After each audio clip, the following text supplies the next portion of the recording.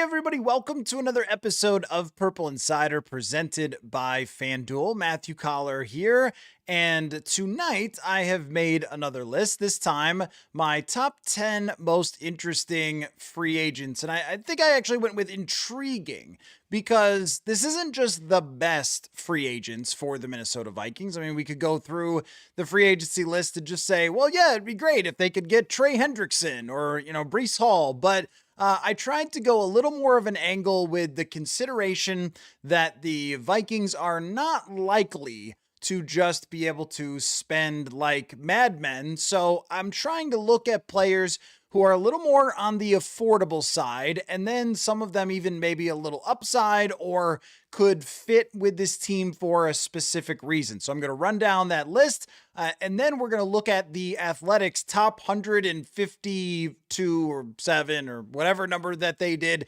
We're going to scroll through that list and talk about guys that we think could be a target for the Minnesota Vikings. But I went mostly intrigue here and not just, hey, here's the top 10 free agents, because some of them are not that affordable. And even though the Vikings can certainly pull a lot of levers and create cap space, they don't have endless cap space. This is not the 2024 offseason where they could go get Jonathan Grenard and Andrew Van Ginkel and Blake Cashman and Sam Darnold and just kind of bring in everybody. And then last year they did the same type of thing. This is more, you're going to have to use a scalpel and not a chainsaw to address free agency. So I'm going to fire up the list, and then we could get your feedback on my list, names that I missed, guys that you're interested in. Then we'll go through the Athletic, and we'll have a good conversation this evening. So without any delay, here we go. My top 10 most intriguing free agents. So the list does start number 1 with Malik Willis. And I don't know if the Vikings can afford Malik Willis or not. I have talked to different reporters, different people trying to put a value on Malik Willis. And some have said, yeah, the Justin Fields contract makes a lot of sense. And I've done the song and dance of, hey, like, what if you pitch to Malik Willis a 1-year contract where if you came here, you'd have a chance to blow up and go get a many $million deal somewhere else, or here, if you played really, really well. I think he's an intriguing option because of the small sample size, but also the skill set. And if he were to be affordable and he wanted to go to the best possible location, and the Vikings were to tell him that he comes in as QB1 and give him a contract that would reflect that, then he intrigues me the most. I think actually he's probably the number 1 most intriguing player of all free agency, period, because where he lands will be a domino. I also am intrigued because whether the Vikings are actually interested in him or not. Because I asked Kevin O'Connell about Malik Willis at the end of the year before they played against Green Bay, and he was extremely complimentary, especially of the development from Malik Willis. But, there are the charts out there that show him not throwing to the middle of the field that often. We know that they want to do that. And can you just put it all on his arm? He's been really prolific throwing the ball down the field, but on like 15 attempts. So he's a really difficult guy to figure out how much he's going to get, what his goals are, where he wants to go, and could the Vikings be involved? So the intrigue is extremely high. Number 2 on my list is running back Travis Etienne, who this year really took a big step as a pass protector, and I think is more of a consistent running back and being the number 1 guy. Etienne had bounced kind of up and down. It was almost like 1 year he was very good, and the next year he struggled at times, and then this year he was the guy after they had gone into the draft and taken Bashal Tutin, and then he has this really, really good year. He is a dynamic player. He caught 6 touchdowns this year and had 36 receptions. But what really stood out to me, other than the fact that he was over 1,000 yards rushing, was the fact that he was also a very good pass protector by PFF's metrics. And I'm looking to pull this up right now. Yeah, he graded a 72.6, which is one of the highest in the league, or I'm sorry, 69.3, which is one of the highest in the league in terms of pass protection, 78 opportunities and only 4 pressures allowed for Travis Etienne. So over 1,000 yards, a contributor in the receiving game, and also a workable blocker in the backfield. So he is my second most intriguing. I wonder about how he's valued around the league. Like, is he extremely high valued? Is he somebody that, is the audio? You said the audio is cutting in and out. I'm sorry. Is it? You're going to have to, okay, let me know. Okay. Let me know if that's a problem. I'm not seeing anything on my end with that. Can someone confirm that, you're good there with the audio? So, cause if there is an issue, then I would like to be able to fix it there. So let me know on that. Okay. So anyway, number 2, Travis Etienne. I think a veteran in the backfield. Okay. You're saying it's all good. All right, good. A veteran in the backfield could be helpful, but the other part about Etienne is that he's not old. He is a veteran player, but he is 27. So it's not like he's ancient. And when we look at the actual workload, he has carried the ball 897 times in his career. Again, that's not like 500 gazillion times. So, you'd like to be somebody a little bit younger than that, but at 27, you could sign him to a multi-year deal and have your RB1 and share the backfield with Jordan Mason. So intriguing there, Travis Etienne. Number 3 on the list is Cam Curl. And Cam Curl is a safety for the Los Angeles Rams who has played for Washington also. A guy who is multifaceted, but also brings a toughness element. He is 27 years old as well. Really, really good at downhill tackling. Like, that's always been his thing. He was one of the top graded run defenders, top graded tacklers this last year with the Rams. He's been very healthy throughout his career and was extremely good in coverage this year. There have been previous seasons where he was not as good of a cover guy, but I do think that the Vikings needed and were missing that safety coming downhill and making tackles. So that was, I think, you're saying that if you're having some trouble with the audio, just refresh. Okay.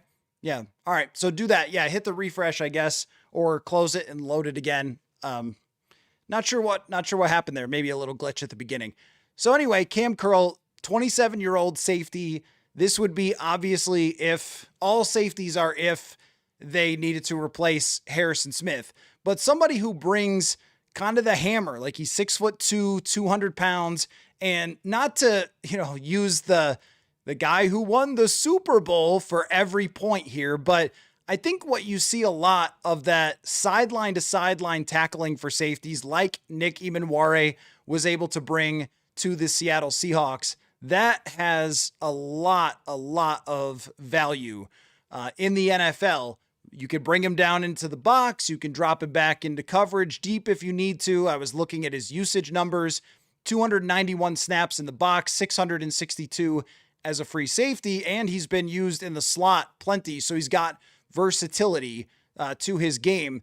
And the safety position, like this is a former 7th round draft pick. Like the safety position tends to be pretty affordable when it comes to free agency, that it has not been super expensive. Javon Holland got a pretty good deal last year. Cam Bynum did, but even Cam Bynum, like 15 per year, was not a crazy number in comparison to some of the other prices that we saw in free agency. So will Cam Curl be one of those guys that gets a big contract, or could he kind of fly under the radar? I think it's possible that he could fly under the radar and get paid a little bit less than some of those top safeties. So he is on my list because I don't know how the rest of the league values him. If they're talking about, the safety position not being as valuable, then maybe he could slide under the radar. And if you put him alongside of, Jay Ward, Josh Metellus, Theo Jackson, maybe you draft someone to develop, then that group might be pretty solid there. So Cam Curl is number 3 on my list. Number 4 is someone that I feel like I should have probably brought up a little bit more sometimes I just kind of assume that a guy's going back to his location and overlook him a little bit. But the fact that he has not re-signed with Buffalo, Connor McGovern, who is the center for the Bills. And also, I will admit here that my eye test on Connor McGovern did not match PFF. And, I'm always going to kind of go with them a little more than my own when it comes to his pass protection, because there were times this year, maybe one of the biggest issues is that with someone like Connor McGovern, you watch a national TV game and he plays someone really good, and then you have it in your head that the guy's not a good pass protector, but he was actually solid by pass protection standards. And I think the Vikings spending on a center probably makes a little more sense than drafting one to try to fill that spot, just considering where they are. That if you're looking for a center to come in and just be that guy, it's really not that easy to do. McGovern, I think, is somebody that, well, actually, you know what? Oh no, wait, no, wrong year. I was looking at a different year. I was like, wait a minute, did my brain malfunction with Connor McGovern? Let's see. Yeah, he was okay. So he was 7th best this year in pass protection grade by PFF.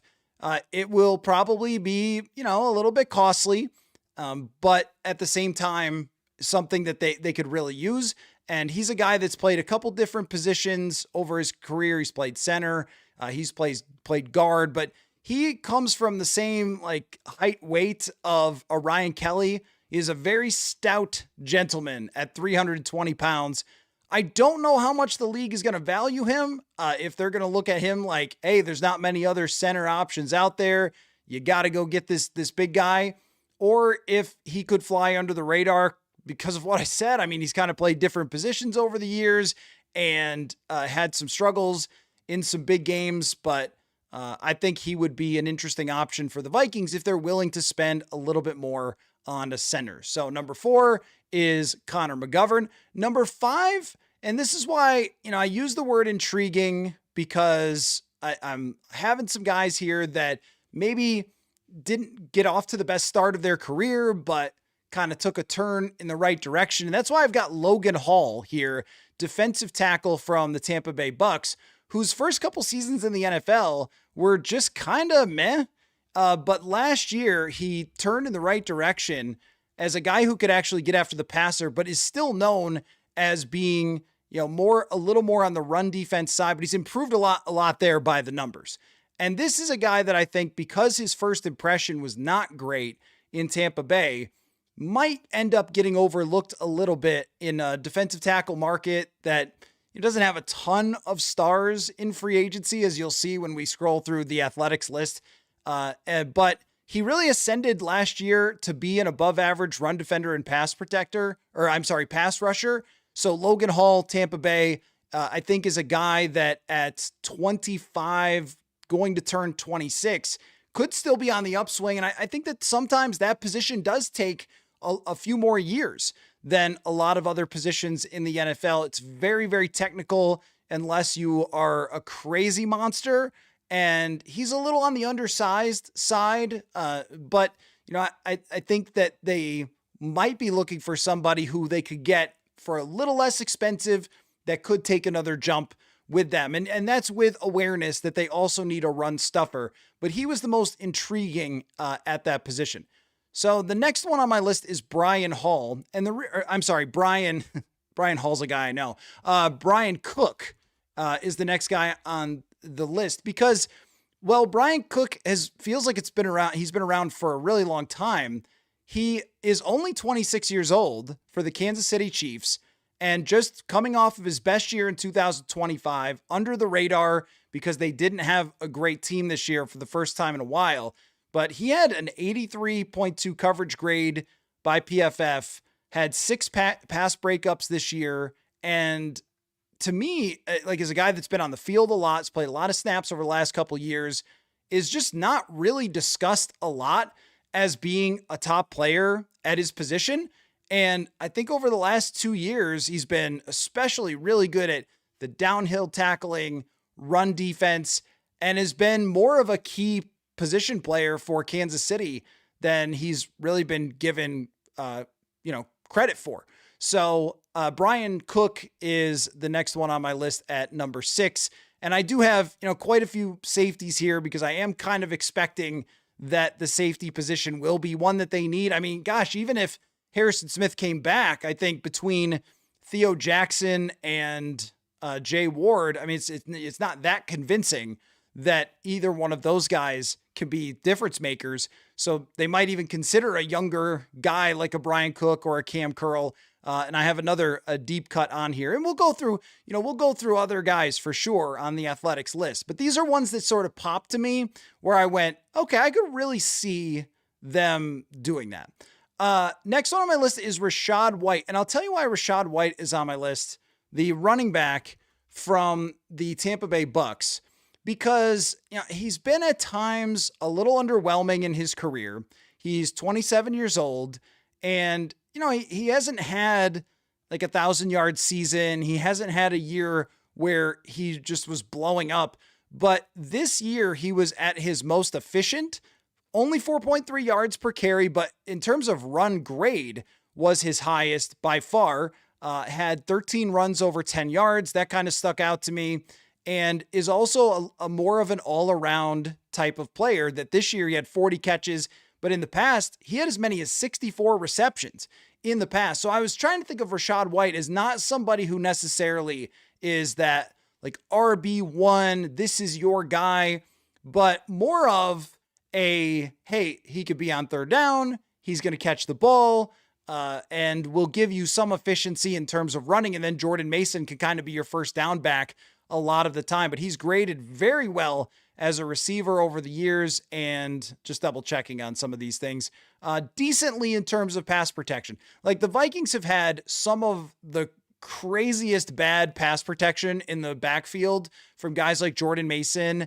and Ty Chandler in recent years. So somebody like Rachaad White, who's played over 70 snaps of pass protection each of the last couple years for Baker Mayfield and performed well, only allowed 6 pressures this year in 73 opportunities. So I was thinking of that, of like, no, Rachaad White's not that game changer, that next Dalvin Cook franchise player that you're looking for, but maybe just somebody who could solidify the position and give you a really nice duo and allow you to draft someone that can be RB3 right away and maybe develop for a year or take the job or whatever it might be. Next guy on my list, I think, is not the most well-known fella in the National Football League, but he got a lot of praise when the Vikings were playing against the Baltimore Ravens.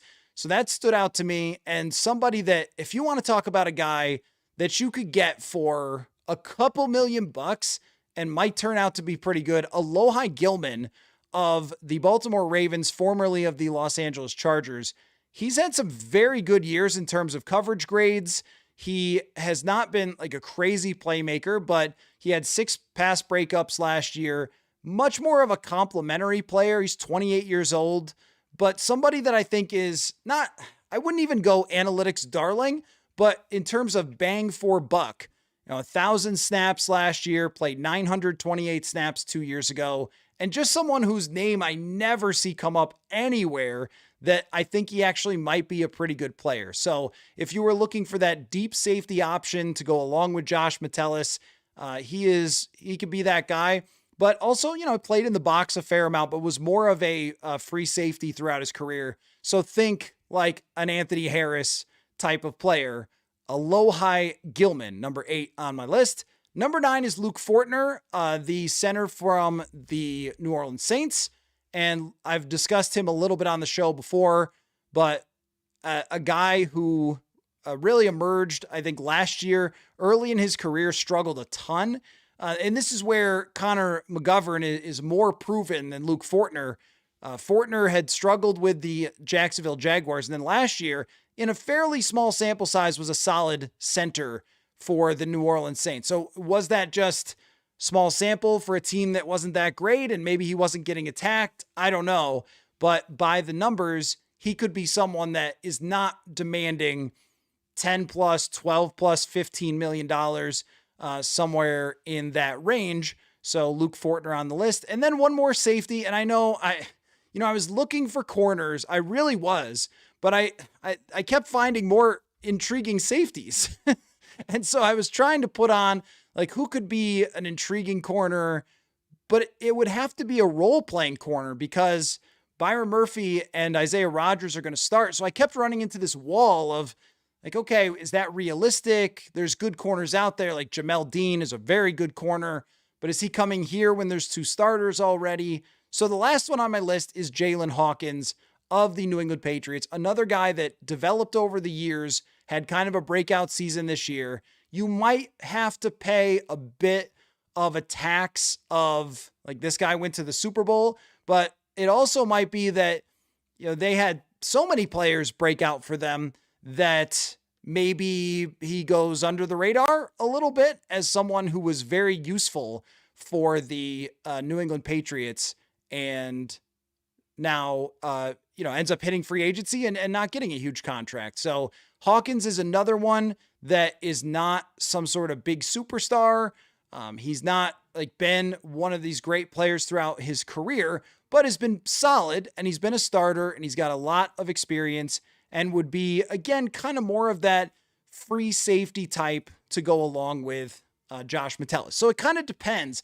Like if you're going for a little bit of a bigger name there, Cam Curl. If you're going for a little bit more of an under the radar, Alohai Gilman and Jaylen Hawkins. So I will read the list one more time. We'll get to your responses. We'll also go through the Athletics list of their 100 whatever number of free agents, and we'll just sort of point to guys that we think might also be interesting for the Vikings. So number 1, Malik Willis, followed by Travis Etienne, running back from Jacksonville, safety Cam Curl from the Los Angeles Rams. Number 3, Connor McGovern, the center for the Buffalo Bills, defensive tackle Logan Hall from Tampa Bay is number 5, Brian Cook, chief safety. 6, Rachaad White, the Tampa Bay running back. 7, Alohai Gilman, safety from the Chargers is number 8, Luke Fortner, 9, the center from the Saints. And number 10 is Jaylen Hawkins, safety from the Patriots. All right, let's get some of your reactions here and see what you guys think of the list. And we'll get you, FanDuel question of the day and all that shortly as well. So Truckin has Jalen Watson, maybe Nashawn Wright. I don't think Nashawn Wright's coming back after they cut him. I would assume that the Bears are going to find a way to keep him. And that's the hard thing a little bit about forming some of these lists now at this point is that, teams will still negotiate with these players. That's one of the main things that happens at the NFL Combine next week is that these teams get together with the agents for their free agents.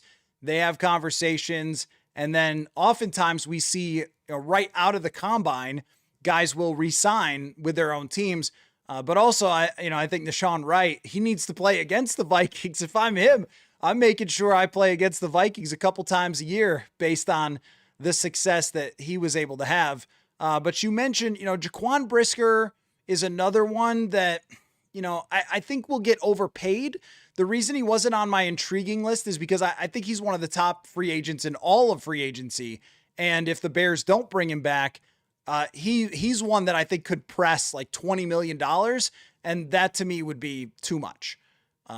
Rico Dowdle is one that you mentioned. Dowdle was an odd one for me last year because he had this breakout where he went absolutely crazy for a couple weeks. And then that was it. And they were going back to the other running back there in Carolina after a few weeks and they sort of took the keys away from Rico Dowdle. I think why I went with ETN and Rachaad White is because they are more all around type players. Those guys are, hey, pass protection, receiving, running, you can do it all. And if you already have a one-dimensional runner, I don't think you want to add another one-dimensional runner. And that's how I look at Rico Dowdle is a little more of just like, he's a pure runner, but you're probably not getting a lot else. That's why Javonte Williams was not on my list either. Just, it didn't show up well in pass protection.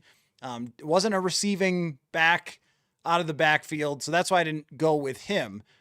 Matt says if they could only do one out of running back and center, probably makes more sense to go center and then draft a running back. The only trouble is it seems like running back is just not an impressive position in the draft. Now, maybe there's somebody in free agency that you can grab a little bit later than ETN, who will probably go pretty quickly off the board, or Rashad White. But even like if you look at last year, there was this expectation that, oh, running backs are all going to get paid crazy money now. And then Najee Harris got almost nothing, and Rico Dowdle got almost nothing.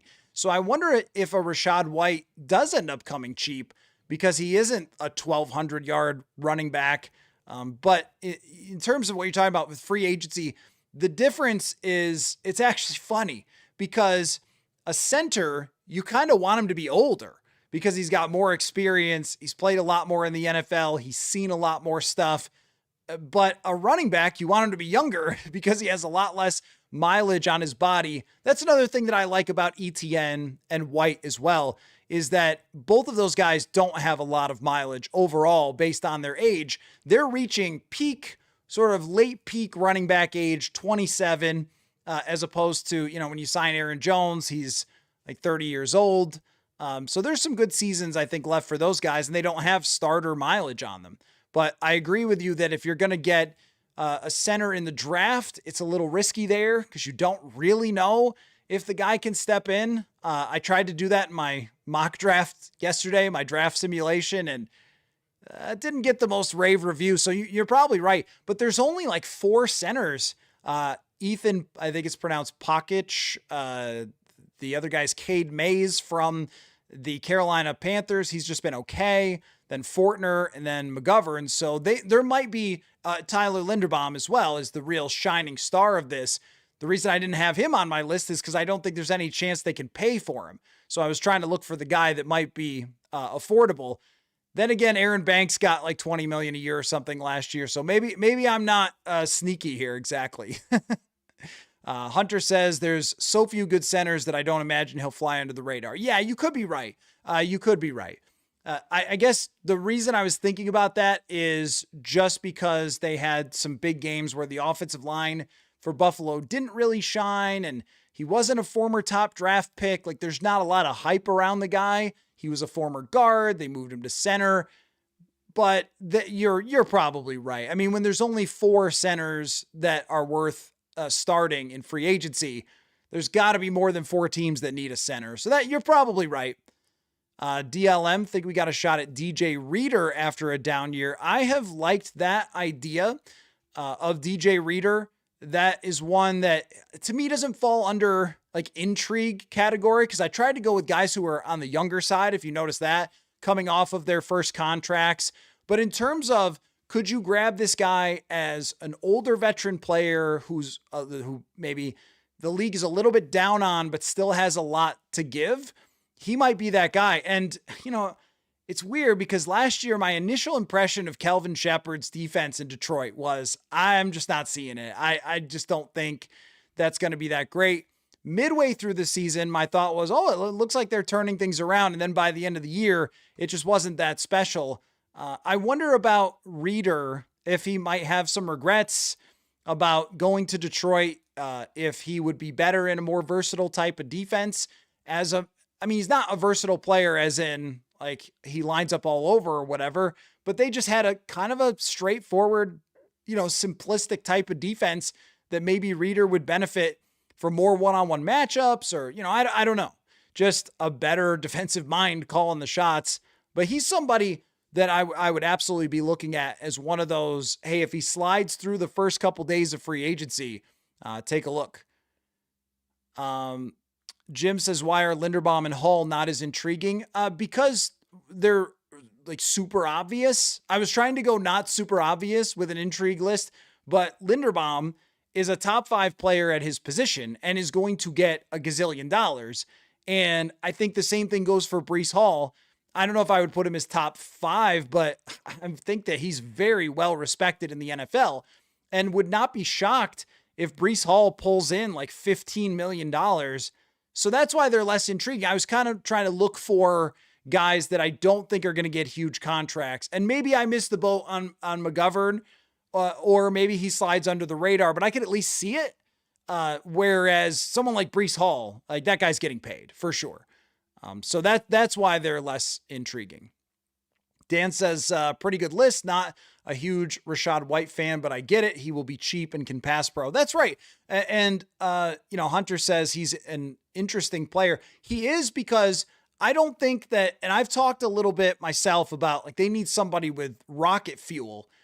I don't think Rachaad White's a rocket fuel player, but if you are aiming to only spend a couple $1,000,000 there because maybe you want to spend a little more at center, maybe you want to spend a little more at safety, and you're trying to find a deal and someone who fits with Jordan Mason, because that's part of my consideration was I thought, well, who would really fit to complement Jordan Mason? So Rachaad White's not somebody, especially if you're a fantasy player, that you're like, yay, Rachaad White, like he's going to win me a fantasy championship. But he did, catch a fair number of passes. He was good in pass pro. And, with CJ Ham retiring, it's, like who's going to do those third down pass pros now? Because CJ was really big with those. You need somebody to be able to step in there and do it. And I think Rachaad White can. DLM says Devin Lloyd or Danico Autry expected to get around $3 million. That's a pretty low price there. I did not have linebackers in part because I was thinking about Eric Wilson probably comes back. I was really looking for wide receivers. I couldn't find them. Like we're going to go through shortly the list on The Athletic, and we're going to just go through and try to spot other guys that maybe could have been on my list and so forth with their top 150. But it was a challenge because I wanted to get corners. I wanted to get wide receivers, corners that would actually fit or on the ascend. It was a little tricky there. And wide receivers, it is not a robust group of wide receivers. But linebacker, if they don't bring back Eric Wilson, then yeah, that suddenly becomes a position that you gotta talk about. Matt says if they get White, they definitely need to take someone in the draft. I agree with that. And I also agree with what you said, that White, Mason, and Jonah Coleman would be a good room. Let's say you draft Jonah Coleman in the 3rd round from Washington, a kind of a quick player, undersized, maybe like Doug Martin or something, like the undersized. I don't know why he came to mind, but like that smaller, quicker kind of guy to go along with a bigger bruiser and a dynamic back. Like then you've got a good backfield. And what I've really felt over the last couple of years is that I think you need 3. I think you need 3 in the NFL today. Unless you have Derrick Henry, you probably need 3 running backs. You need a little bit of depth if one gets banged up, and then multiple skill sets and at least somebody to pass protect, because the NFL is going absolutely nuts with stunts and with blitzes. And I saw the other day that just the amount of stunts in the NFL are up year over year, just taking big leaps forward. You need guys in the backfield who can help you block, but you also need people who can run over smaller players.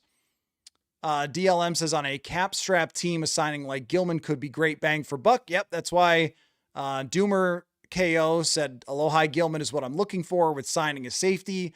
Totally. Now, in past years, when we talked about the safety position, it was a little easier if you had Harrison Smith to go, yeah, I mean, you kind of just have anybody next to him. And they made the very egregious mistake of franchise tagging Anthony Harris when they really should have just, gone and got an Alohai Gilman from somebody, just a random player who could probably play next to Harrison Smith and spent the money elsewhere. But Gilman, I also think his experience is such a big deal in this system. So if he's ascended recently, he's played multiple positions all over the field.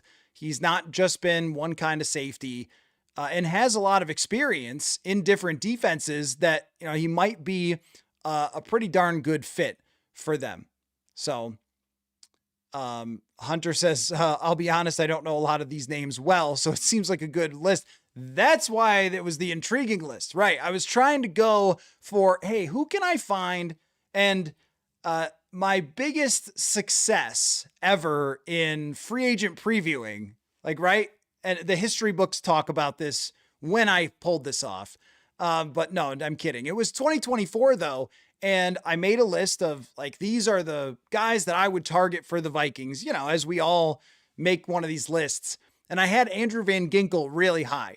And he was like one of these guys where like Andrew Van Ginkel, like what's that? Right. But some of the data really liked him in Miami and the Vikings pick him up. Now he had a Flores connection. It wasn't like, you know, the craziest call of all time or something, but he was on the list of guys that, hey, I mean, I'm intrigued by some of the numbers. I'm intrigued by the usage. I'm intrigued by just, you know, what a versatile player he was.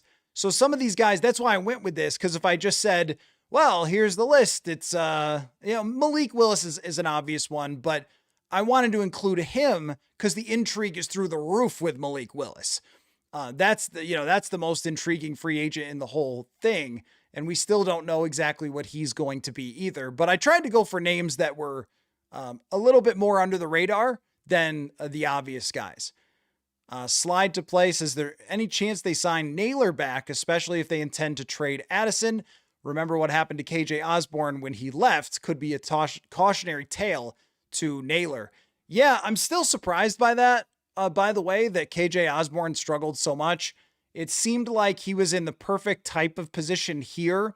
And then maybe when he went somewhere else, I think what people just didn't understand about KJ Osborne is, you know, the Vikings didn't care that he was not the most explosive player or the best route runner. He wasn't like someone that in a practice just jumped out to you. And I wonder if that hurt him a little bit when he went to other places who signed him based on some of his production. And then they got into practice and went like, what's up with this guy? He's not that fast. He's certainly not big and like doesn't have a real burst and he's not roasting people. But if you used him right, he's very intelligent and, you know, he had good hands. But that last year he dropped a lot of passes. So I don't know. But overall in his career, you're right that it was a best fit for here. I do think Naylor, though, fits a different profile. Like Naylor's nickname is Speedy for a reason. He's very fast, and that jumps right off the tape. He's physical as a blocker. If you need him to do that, they could put the ball in his hands more often than the Vikings did. I think Naylor is a better receiver profile for other teams to notice. And I have heard this, that there's a lot of interest in Jaylen Naylor around the league in a year where there's just not much. And we'll try to find out more at the combine, but there is not much when it comes to the wide receiver market. So I think that re-signing Naylor would be very challenging based on recent prices for wide receivers as well. Like somebody with a lot of cap space is going to overpay Jaylen Naylor, I think. But in terms of trading Jordan Addison, I was very wrong once upon a time about the Vikings trading Stephon Diggs. I remember thinking there is no chance that they trade Stephon Diggs, and then they did. But I just have a tough time believing when you look at the bang for buck for Jaylen Naylor or for Jordan Addison for just this next year, and how much they need their receivers to be really good for whatever quarterback, whoever it is, McCarthy or otherwise. It's just so hard for me to see them saying, hit the road, Jack. We're going to draft somebody else and sign Naylor. They could do it. They could do it. It's just, it would be risky considering the situation. It's not without reason, but I just don't see it as a likely outcome, especially since his off-field incident was not homicide. I mean, he's just got thrown out of a casino, it seems like, you know, I'm not saying that that's good or that you shouldn't be talking about it and you shouldn't be thinking about it and you shouldn't be considering it, because that's not strike one and it's not strike two. So, but if you're justifying it, you're saying this is basically a 1-year, $4 million contract for a player who is immensely talented, but has some issues. I mean, most of the time you would kind of take that for this year and then see what you want to do into the future, but we'll see. Kenneth Gainwell is an interesting option. That would be a classic, like this guy crushed us and we signed him thing. Gainwell is a little more of a versatile running back. Slide to play. The top running back are getting paid same AAV as Justin Fields. You can get one relatively cheap in free agency. last year was very much a reminder that the world has not changed that much in the thought process with running backs. Yes, teams are leaning on their success running and building off that, but even there's a lot of discussion that the Seattle Seahawks are not going to keep Kenneth Walker, which tells you about even their viewpoint. Kenneth Walker was phenomenal. And personally, I would try to keep Kenneth Walker, and I would try to keep as much of that team if I were in Seattle together that won the Super Bowl and leaned on that guy, especially with Zach Charbonnet being out with the ACL. But that even shows you like the fact that they might be willing to let go of the Super Bowl MVP about the NFL still is viewing running backs as pretty replaceable. So that could benefit the Vikings for someone like Rachaad White, who is, I don't know, like a top 20 type of guy in the league or top 25. You're really looking in that case for drafting someone who you hope becomes the guy, but you're more trying to create this rotation that you can use in any type of scenario. So if you're looking for explosiveness, here comes the rookie. If you're looking for power, here comes Jordan Mason. Say like 2nd and 1 at the goal line would be a time maybe to use him. Or if you're, hey, it's 2nd down and 10. You might run, you might throw a swing pass, you might need someone to block. That would be Rachaad White. So Truckin', how do you like Tyreek Woolen or Kobe Bryant fit for the Vikings or Reed Blankenship? So the guys from Seattle, I didn't put any of them on the list because they won the Super Bowl, and there tends to be a Super Bowl tax. If you want to get a guy who played for the Super Bowl team, usually it costs a little bit more because they are on everyone's radar. I think Tyreek Woolen, if he hits the market, will get huge dollars. Maybe I could be off, but a guy with his skill set, I know there was somewhat of a discussion of him struggling early in the year, but man, did he bring it together. I think he would get a lot of money. Bryant, I could see it as that free safety type. Could definitely see it. And Blankenship, same deal. I kind of thought the other guys that I threw in there were a little more, I think Blankenship will get decent money. He also kind of has a Super Bowl tax to go with him, but I don't dislike that. I think Blankenship's a little more, we know what he is than intrigue, and intrigue also could mean it's a deal. I don't know if you're getting a deal with Blankenship, but maybe. There's a lot of guys that are kind of hard to put a finger on because they've been good in the past, like Blankenship, but is he looked at as someone that you want to spend $10 million a year on? That I don't know. Doomer KO, your list lines up for taking cornerback and wide receiver in the draft, which seem to be deep positions. That is a good observation. And, you know, when we look at this free agent list, you're going to see, like, man, there's just not a lot of wide receivers here. Drafting a wide receiver in the 1st or 2nd round just is screaming at me. And I mean, if you went corner 1st round, wide receiver next round, which may be my next draft sim, we'll see. Maybe we could draft sim tonight. I don't know. I'm not busy. One more day for my wife calling Olympics, by the way, tomorrow at noon, curling for the bronze game.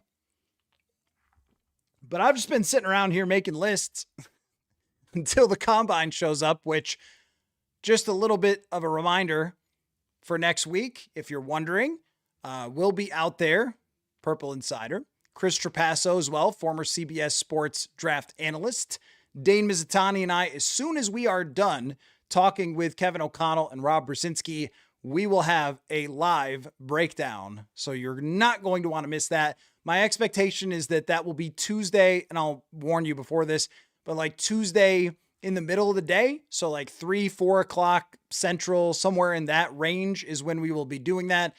But that's going to be a must for us breaking down live from Indianapolis, the conversations with the head coach and GM. So you're definitely going to want to see those. And I've already lined up too many people, tons of guests, lots of different perspectives. We've got, lots of people coming on from Indy for next week. So make sure that you are subscribed. We are very close to 15,000 subscribers. If you want to hit that subscribe button, that would be great. And just in terms of a FanDuel question of the day. So FanDuel now has up on its site I can actually pull this up for you guys.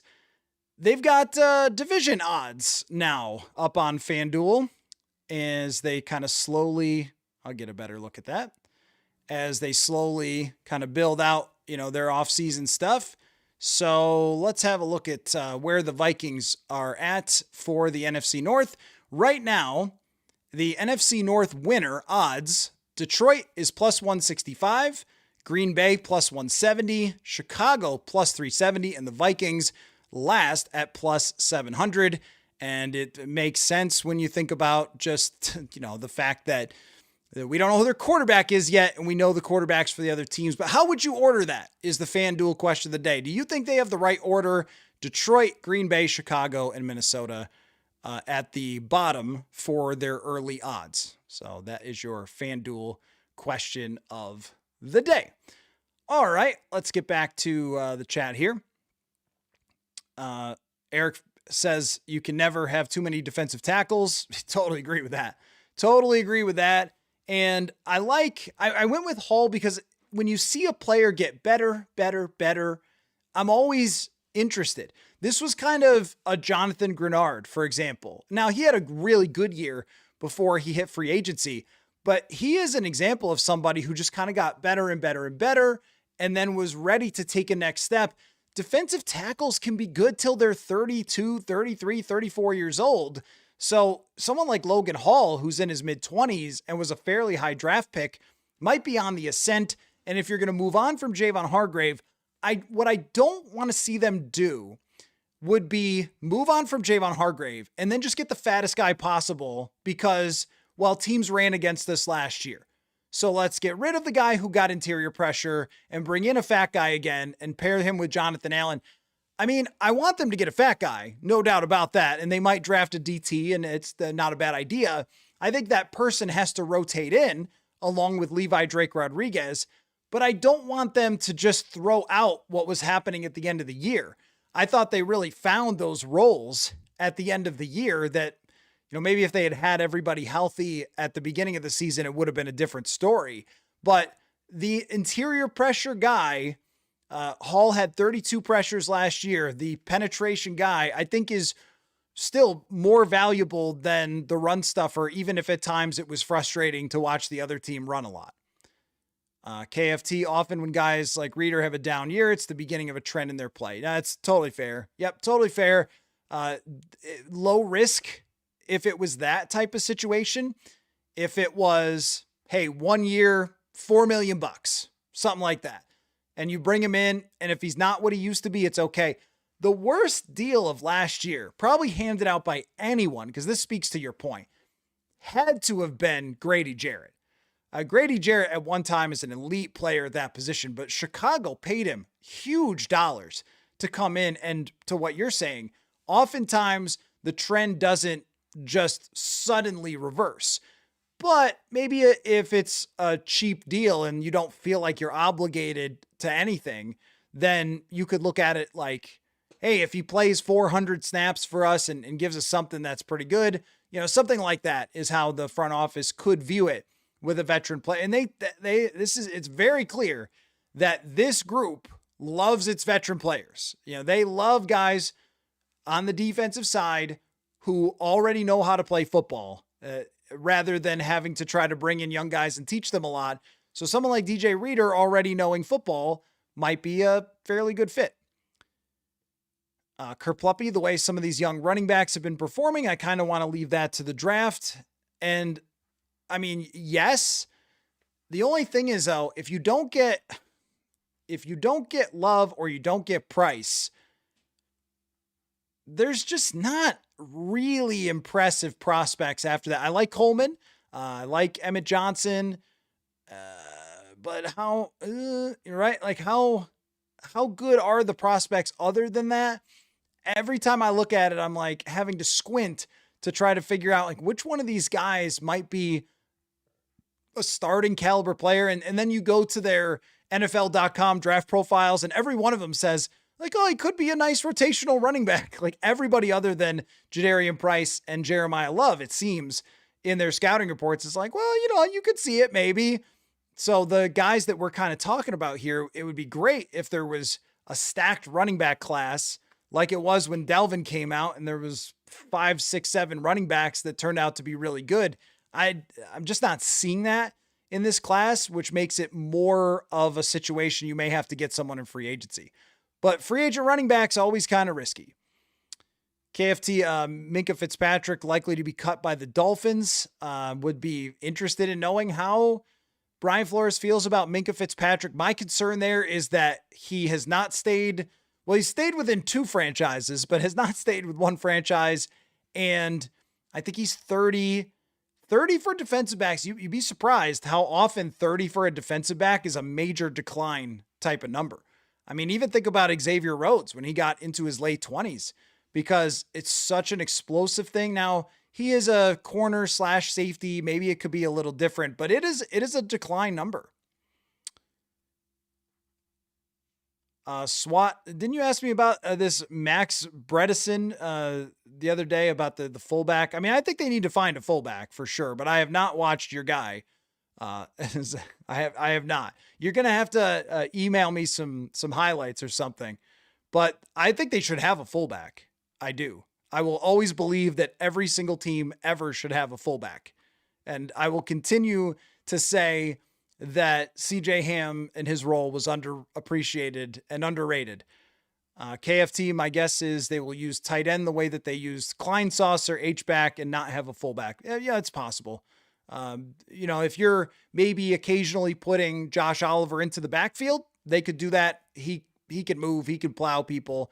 I think you're right that that's what they'll do, is go with the multiple tight ends instead of a fullback. But, CJ as a pass protector, I think it went unnoticed that CJ was so good as a pass protector on third downs over the last couple years. Doomer KO, how much can we actually spend on a center if they have cheap Kyler Murray? That's another thing I want to update you on. Somebody came up with an interesting trade idea that does not involve Kyler Murray's $50 million or whatever. So I wanted to make note of that. But to your point, if we were looking at all these positions and saying, okay, where would you go bigger dollars, assuming that you're not having to pay a huge chunk of the quarterback, where would you go bigger dollars? Where would you try to go with we'll call it the Alohai Gilmans, like the under the radar guys? Center would be the one that I'm willing to push up the price, because it's just so important for the center in this offense, in this day and age. I think to be competent or above average, the difference between when Ryan Kelly was playing and anybody else was so enormous. And I just can't see a Blake Brandel or Michael Juergens being the starter. Both those guys are fine depth, but you need a real starter. So that's one where I'd say to spend on that position, whether it's overdrafting or whether it's making sure that you're the team that lands the guy. Because if you were to bring in a McGovern and then he goes along with Donovan Jackson, Christian Darrisaw, Will Fries, and Brian O'Neill, I mean, that's the best starting lineup that they've had, other than what it should have been last year, but Ryan Kelly just didn't play a lot. But that's a really good starting lineup for an offensive line. So I would do that. I think center is the position I would pay the most for out of any in free agency. So let me just give you that thing now that I was talking about with this idea for Kyler Murray. So I saw this from Anthony Reinhardt, I think is how it is pronounced. And I apologize to Anthony if I am not pronouncing it correctly. But he does a lot of interesting stuff with analytics and data and does a newsletter. And he said from his Arizona preview, he wrote about a potential trade situation and how the cap could be handled. So I'll just read you what he wrote here. He wrote, a new team would pick up $5.7 million in 2026, but also inherit Murray's 2027 fully guaranteed salary of $19.5 million that vests on March 15th. If the new team wanted to keep Murray into 2027, it would only cost them $16.8 million. This proposition essentially is a $42 million 2-year contract with $25.2 guaranteed at signing, and is preferable to the $40 million over 2 years with $30 million guaranteed that Justin Fields signed last year. So in his scenario, and I don't fully understand how every single detail of that works, but his point was if you were to make a trade with the Cardinals and agree to take on the fully guaranteed salary from 2027, that you could have a very reasonable 2-year situation with Kyler Murray as your quarterback. And I'm just in. I'm totally in on that, because if you don't love how it went or you draft someone else, well, first it's good to develop that player. But if you drafted someone else to start right away because it went horribly, well, you could always trade him, or at that point, the cap hit doesn't even matter that much because you'd start the rebuild process. So I'm in. I like that idea if that is something that's actually feasible. But I think that it makes the point that whenever anybody talks about Kyler Murray, what always comes up is, well, how are you going to afford him in a trade? Well, there are ways around it. And that would be, one of those ways. And that is why you have, although he's got now a helping cap guy, but that's why you have Rob Brzezinski to work through things like that. Matt Vrick, let's sign a center, safety, and running back, then draft wide receiver and corner. I like that. Why don't we do a draft sim? How about we do that? Emergency, pew, pew, pew, emergency draft sim. Why don't we do that? I need to start some streamers have a button bar where you just push it and they have like things pop up on the screen and stuff. I need something like that for draft sims. I used to have the scroll. I do know how to still do the scroll, but I haven't. There was like, what did we have on the scroll? Something like this person's upset alert or something like that. I forget what we had on the scroll, but we used to have one. So why don't we go with, why don't we do a draft sim, and let's assume that we just signed a center, a safety, and a running back. Let's just assume that we did that. We signed McGovern and Hawkins or Gilman and Rachaad White. So that's what we did in free agency. Now as we're playing GM here, let's do a 3-round mock on the PFF draft simulator and see what we can come up with here. Let's go average randomness, teams draft for need, positional value. Let's move that up a little bit and fire it up. All right. On the board here for the 18th overall pick. Now you're saying let's go with a corner and a wide receiver. That's the goal. Now that we have accomplished the free agent goals that we needed for those positions. So here's what we have on the board. Already we have a conflict because we didn't sign a defensive tackle. So Caleb Banks is on the board on this draft simulation, along with Avion Terrell, the corner from Clemson, and the wide receiver Denzel Boston from Washington. And already I'm feeling like, does somebody want to trade down and have this decision be made for us? So Dallas is willing. Okay, we got to do this. Dallas is willing to go give us the pick 20, and that will kind of make the decision for us. Let's go the 20th pick and get 112 and we don't have to give up anything. So we just get number 112. Can we get 152? All right, let's get some extra draft capital and move down a few spots. All right, they accepted the trade, and Denzel Boston was taken along with Kedrick Falk, edge rusher from Auburn, which leaves us with Caleb Banks and Avion Terrell. I think because our goal was to get wide receiver and corner, let's just go with Avion Terrell with the 20th pick after trading down a couple spots. And now we get to the second round. So now, after we've gotten our corner, now we're looking at what we have for wide receiver. The wide receiver market seems to thin out a little bit here. Maybe actually quite a bit into the second round. Maybe we should have just gone Denzel Boston, because Jeremy Bernard is the top guy here from Alabama. Elijah Surratt, who I like a lot. CJ Daniels, I'm just not that familiar with, from Miami. Seems okay. Zachariah Branch. I've seen a lot of Zachariah Branch. Okay, I like Zachariah Branch. Let's go with him. He's got great numbers, great contested catch, great grade versus... let's go with him. Georgia wide receiver Zachariah Branch. That leaves us into the third round looking at, we could get Jake Slaughter. Oh, we could get Jonah Coleman. Let's do that. Jonah Coleman, running back from Washington. And now with our last pick, Maybe it's a kind of a development type of safety, Genesis Smith. Maybe there's a defensive tackle we can find or a versatile type player. Jayshawn Barham is interesting to me as somebody who kind of played off-ball linebacker, and they really, let's go with him. The Vikings really don't have anyone behind Dallas Turner, Andrew Van Ginkel, and Jonathan Grenard. If we were talking an intriguing player in the third round, I would not be against it. Maybe another corner. Can never have too many corners. That's true. Defensive tackle. Let's go with the intriguing outside linebacker, Jayshawn Barham, to complete our draft. So we end up getting Avion Terrell at 20 after trading down, picking up some draft capital. Zachariah Branch, wide receiver at 49. Jonah Coleman, running back from Washington at 82. And Jayshawn Barham, the outside linebacker in the third round. Okay. Now you add that with, so you've got Terrell, Branch, Coleman. You add that with Rachaad White, Connor McGovern, and Alohai Gilman. That's a pretty good offseason. That's a pretty good offseason, I think. I don't know.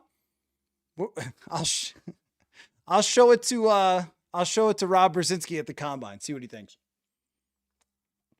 I'll run it by him. See if he's thought of it. You know, I try to help when I can.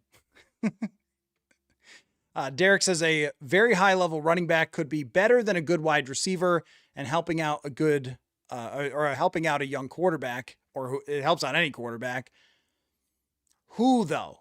When you talk about very high level running back, it's always who. Now, are you willing to, let me see in this draft sim where it was. Did I close it out? No, I didn't close it out. Where it was that, let's see how the rest of the draft, where did Jeremiah Love go? Jeremiah Love went 9th to Kansas City, which seems where everybody has Jeremiah Love. If you're not getting him or Jadarian Price, it's just, let's see, is there can I see the entire draft somewhere? Maybe not. Maybe I'm just looking at the first round, but it's, oh, here it is, full results. Where did Price go? Because they have this big gap between the first and the second round. So if they can't get Jadarian Price, was he on the board when I was drafting? Maybe he was. Let me see. Oh no, he went 66. Yeah, that's the hard part. Do you want to spend a first round pick? Because Jadarian Price, at least by a lot of the mocks, he is going, early second round. So if you're not getting Love or Price, can you find, like you're talking about, like a high level running back? And if you're going into free agency, all the guys have similar things. Like Javonte Williams, Rico Dowdle, those guys ran a lot, but they don't do much more. That's why White and ETN stand out to me. Steven wants to keep Naylor and trade Addison. Well, what's the offer? That has to be thought of here. If we're going to talk about trading Jordan Addison, then we need to discuss what is it that you're getting in return for Jordan Addison. Then, we can have a little more of a discussion, because if you're getting a second round pick in return for Jordan Addison and then re-signing Naylor and then drafting a wide receiver, like you're getting closer to convincing me that that might be a good idea. But if you're only getting offers for third round draft pick or something like that, if it's not a second, because I look at it like this, first and second round draft picks are day one starters a lot of the time. You get past the mid second round into the late second round, third round, those are swings. I think there's a demarcation line really in the middle of the second round. You can see it when you look over draft history. I know that the line goes straight down for expectation of success, but you can see it through history. You get past the middle of the second round, they're just not starters right away. It's more of projects and swings. Jim, is the combine open to fans this year? I believe it is. Yeah, I believe so.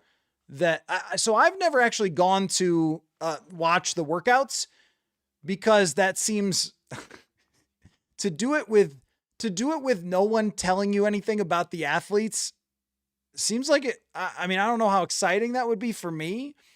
I don't know how much it would actually help me, because at my preparation, I go home Thursday and then I watch Daniel Jeremiah through the whole weekend. And then after that, I feel like I know everything. I just sit in front of the TV and take notes on what Daniel Jeremiah is saying for like 3 days. And it's great. He is just incredibly good at this. And he did today, I haven't looked at the transcript yet, but he did like a 2-hour conference call leading up to the combine. I mean, this guy's an animal when it comes to the draft. So I've always found it much better. Plus it's, it gets expensive. Purple Insider could use a few more subscribers. I'm just saying, it gets expensive to stay in Indy for the entire week. So I usually pick the couple of days that are vital for talking to the coach and GM, and then, doing the Radio Row stuff, listening to other coaches, general managers, and some players. And then I scoop back here to watch that. But I mean, for fans, I mean, it seems like people who have gone have had fun. I just don't know if it would be helpful for me. Doomer KO, is Naylor actually the most exciting wide receiver free agent? Who's second? DLM says Alec Pierce. Well, we can take a look at that athletic list here in a second for who they have. Well, let's go take a look at that and just make the point about wide receivers. Let's go take a look, make it bigger here. So as we scroll looking for wide receivers, and this is why I didn't include Breece Hall. He is the Athletics number 2 free agent. So not exactly under the radar. Same with Linderbaum. If Mike Evans is coming back, he's going to Tampa. We know that. You start to scroll. So Alec Pierce is the top name. He averaged like 20 yards a catch, pure deep threat. He's going to get a lot of money, $20+ million. But I'm scrolling. So Wan'Dale Robinson, I would be a little bit suspect on Wan'Dale Robinson. I think that his target and reception numbers were really inflated by just the Giants having nobody else after Malik Neighbors got hurt. Not that he couldn't be good, but he might get overpaid because of his box score stats. Now, here's a guy that I would be interested for the Vikings if they were looking for the number 3 receiver is Jawan Jennings. He's been in that San Francisco system. He's had his moments with that team, but is not considered a big star or anything around the league. As a number 3, could be really good. You might be right, though, because Jalen Naylor lands at 29 on this list. In terms of intrigue, yeah, actually, Jalen Naylor probably is intriguing to the rest of the league. We know if he's here that he would fit in as the number 3 receiver as he had the last 2 years. But if you're another team, you're probably saying, hey, this is a guy who could blow up and be a 50 or 60 or 70 catch guy under the right circumstance. Like, I don't want to overstate his talent, but I think in the right circumstance, he could be a 50 catch guy for somebody and be an every down wide receiver. Romeo Doubs on the list at number 30, kind of an odd man out situation. This is also the reason I didn't have Jalen Watson on the list. If someone's going to pay him to be a starter as a corner for Kansas City, he's one of the top corner guys. Rashid Shaheed will probably get overpaid because of the Seattle tax. That's another wide receiver on this list. Calvin Austin, who I don't think is all that good, from Pittsburgh, a little bit gadgety type of guy. He's the 40th one. See how much trouble I was scrolling and trying to find an intriguing wide receiver. Like, we're right now at Keenan Allen. I mean, Deebo Samuel, these guys are not intriguing at all. Actually, Jaquan Brisker is way lower on this list than I think he should be. I think he's going to get paid a lot. Maybe I'll be wrong. Maybe I should have included Deshaun Hand, big old fat guy. He might be interesting for the Vikings. Tyler Algier, the reason I didn't have Algier is because I think he's a pure runner, like Jordan Mason. Noah Fant, if you're looking for the tight end. They had some guys who've done a lot in their careers kind of low on this list, actually. But you could see how much trouble I'm having finding wide receivers.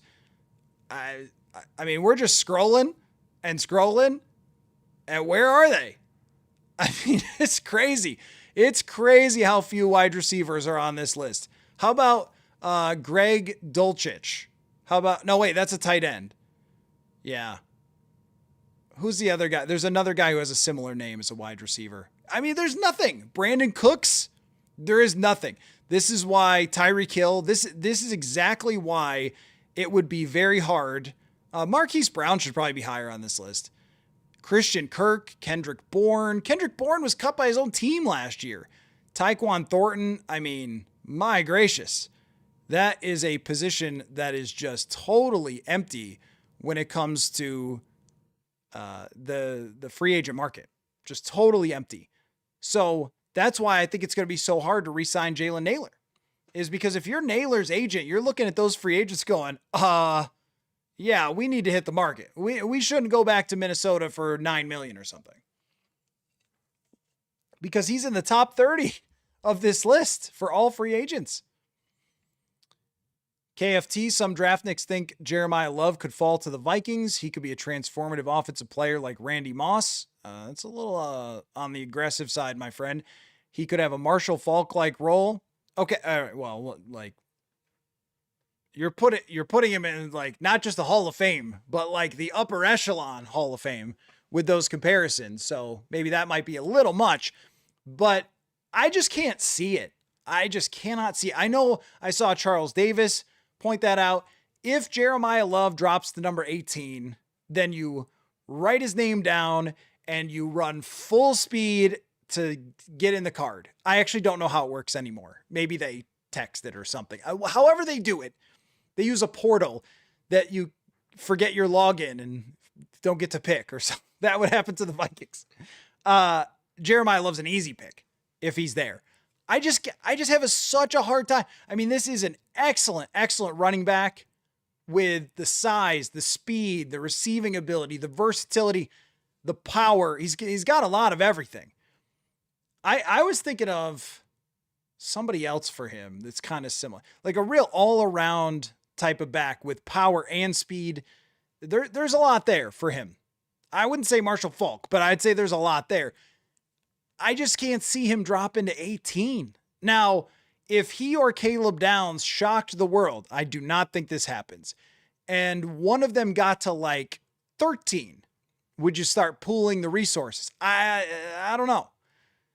Because those prospects are really good, and we think in theory, do not trade future draft capital. You do not need to do that. And then you like dangle one of those two guys and go, well, actually, maybe that's a good idea. I can't see it, but if he does it, then they are obligated to draft Jeremiah Love in that scenario. DLM, if you look at Walker's stats, he wasn't having a great year until the end. Oh, Kenneth Walker. I mean, by PFF grade, he was one of the top 5 running backs in the NFL, but that's how running back goes, right? It always goes that way. It goes in streaks and stretches. It was the same with Dalvin Cook. Look at Dalvin Cook's first part of 2019 and last part of 2019.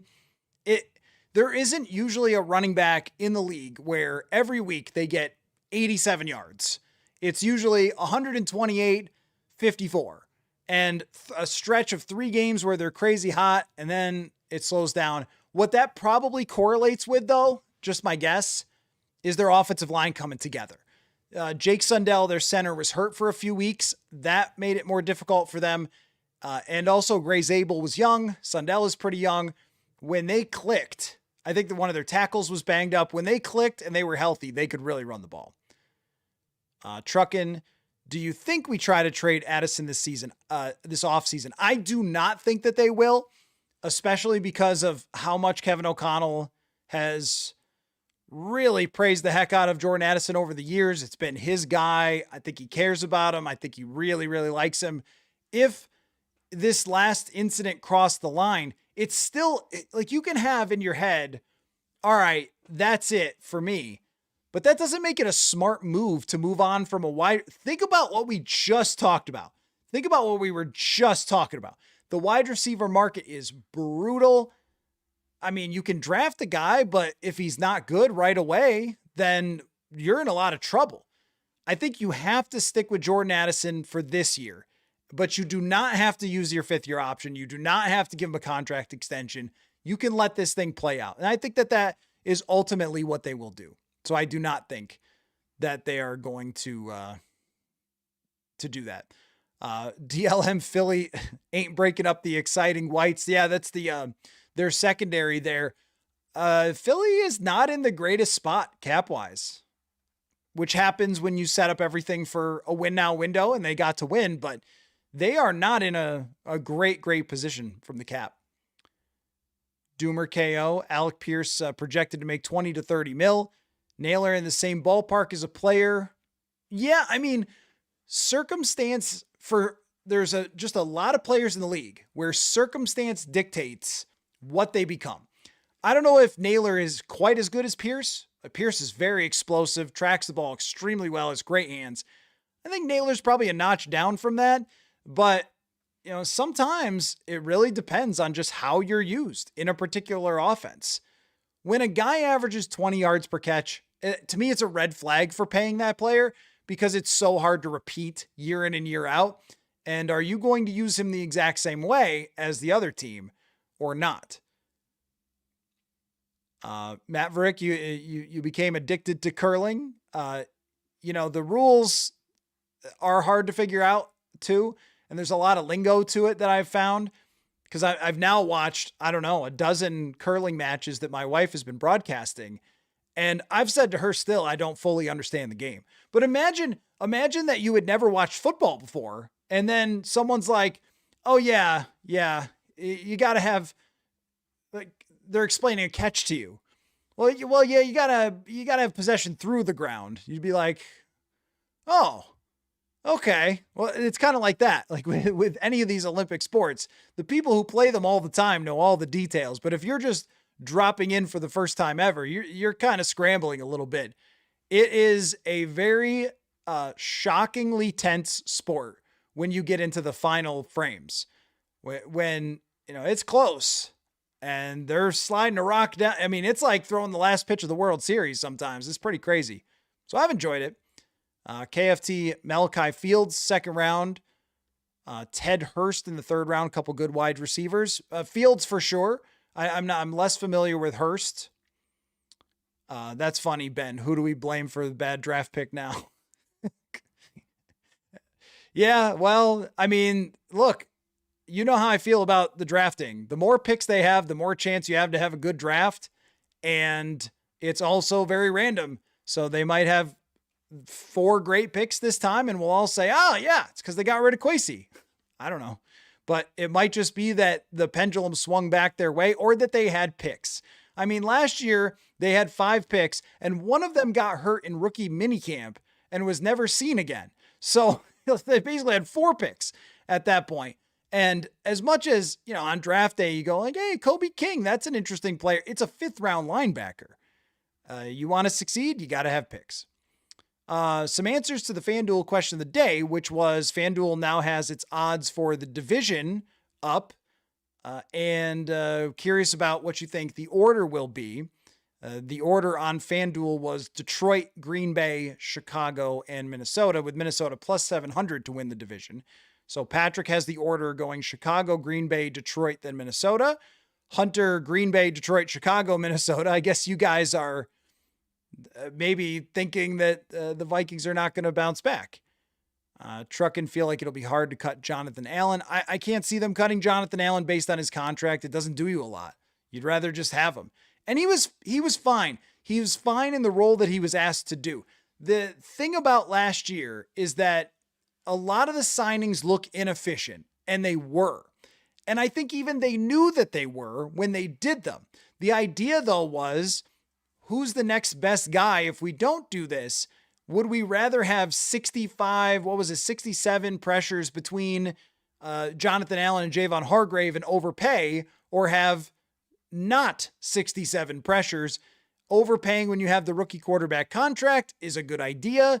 So I think that a lot of the things that they did were still very defensible in the production that those guys had, even if it was disappointing versus the dollars.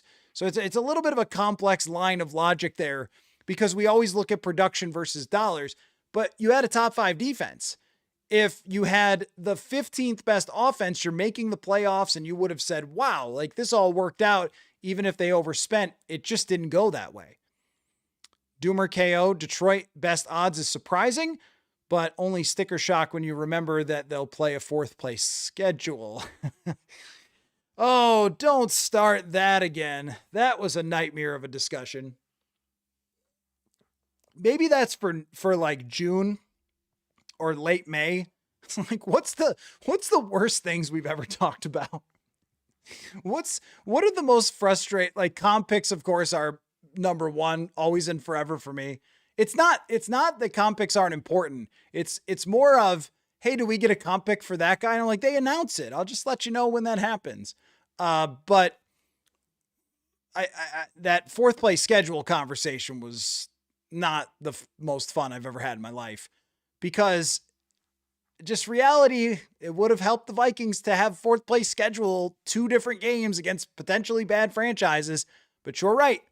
Not only does Detroit have what you're talking about, the fourth place schedule, which will help them at some point next year, or is likely to, they also are a very talented team that has a new offensive coordinator that I think he knows what he's doing. And they're not going to mess around with the interior line again. They are not going to mess around with it. And maybe Drew Petzing will know a little bit more about the Vikings defense than John Morton did. Bradley says, need to trade Hawkinson for a 3rd and a 7th. What can you get for Hawkinson in a trade? And do you really want to do that? TJ Hawkinson sometimes is treated like he's the only one that had his stats go down last year. I mean, Addison did, Jefferson did, Naylor stayed pretty much the same. Like, nobody had a breakout year because they couldn't really throw the ball. I would much prefer with TJ Hawkinson just to keep him and have him try to elevate the quarterback than go looking for another tight end and get a 3rd round pick. Eventually, yeah, you'll look for another tight end, but I thought we saw during some of the Carson Wentz games, he's fine. He's the same TJ Hawkinson. He could still get open. He could still catch the football.